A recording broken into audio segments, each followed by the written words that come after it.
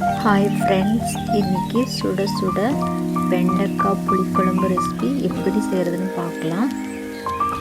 புளிக்குழம்புக்கு தேவையான பொருட்கள் பார்த்திங்கன்னா, சின்ன வெங்காயம், தக்காளி 2, பூண்டு, கறிவேப்பிலை, பின்ன பொடியில் மல்லிப்பொடி, மிளகு பொடி, மஞ்சத்தூள், பின்ன சீரகம் இதெல்லாம் எடுத்துக்குங்க.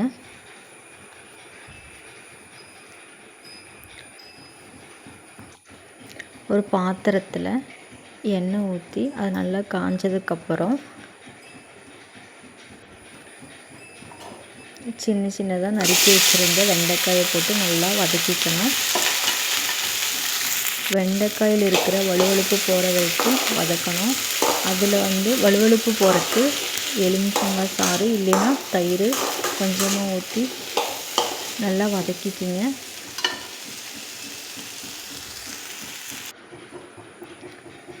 அந்த வெண்டைக்காயை தனியாக எடுத்து வச்சுக்கணும். அதே பாத்திரத்தில் எண்ணெய் ஊற்றி சின்ன வெங்காயம், பூண்டு, கறிவேப்பிலை போட்டு நல்லா வதக்கிக்கணும்.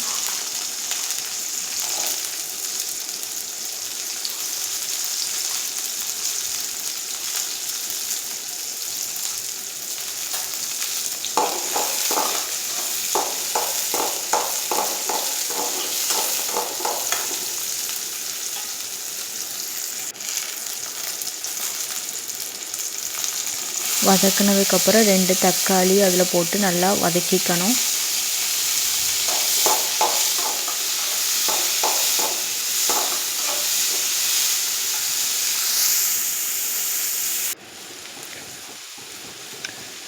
திருவன தேங்காய் கொஞ்சம் போட்டு நல்லா வதக்கிக்கணும்.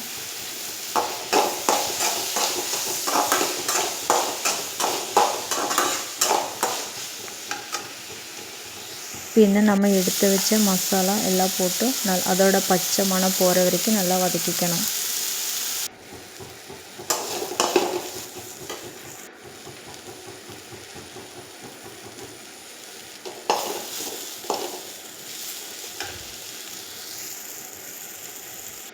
வேறு பாத்திரத்தில் எண்ணெய் ஊற்றி கடுகு, வெந்தயம் 1 ஸ்பூன், ஜீரகம் 1 ஸ்பூன்,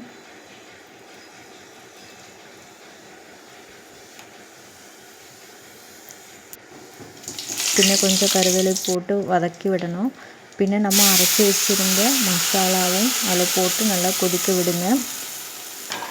பின்ன ஒரு லெமன் சைஸ் புளி கொஞ்சம் தண்ணி அதில் ஊற்றி நல்லா கொதிக்க விடணும்.